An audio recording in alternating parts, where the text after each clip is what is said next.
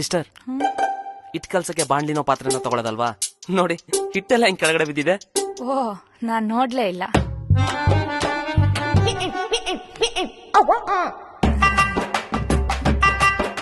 ಮಗ ತಗೊಳ ನೀರು. ಕೊಳಕ್ ನನ್ ಮಕ್ಕಳು.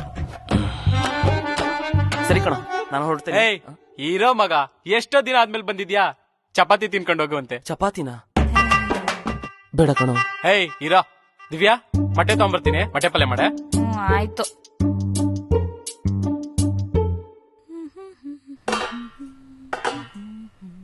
ಸಿಸ್ಟರ್, ತಟ್ಟೆಲ್ಲೇನೋ ಗಲೀಜಿದೆ, ಸ್ವಲ್ಪ ಒರೆಸ್ಕೊಡ್ತೀರಾ? ಒಳಗಡೆನೆ ಒರ್ಸ್ಕೊ ಬಂದಲ್ಲ. ಸ್ವಲ್ಪ.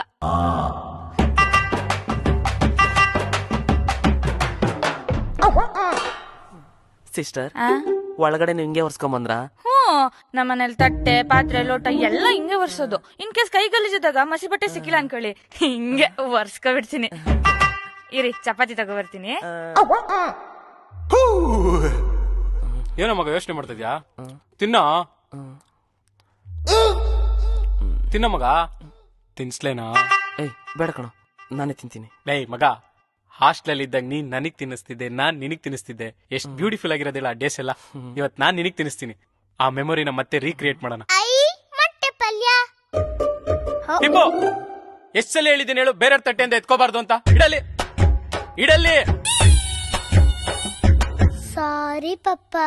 ದಿವ್ಯಾ, ಇವಳು ಮೂಗ್ ಕ್ಲೀನ್ ಮಾಡ. ಬಂದೆ. ಡಿಂಪು, ಎಷ್ಟೆಲ್ಲ ಹೇಳಿದೆ ನಿಂಗ್ ಮೂಗ್ ಕ್ಲೀನ್ ಮಾಡ್ಕೊ ಅಂತ. ಬಾಯ್ಲಿ. ಹ್ಞೂ ಅನ್ನು. ಹ್ಞೂ ಅನ್ನು. ಅನ್ನೋ ಜೋರಾಗ ಅನ್ನು.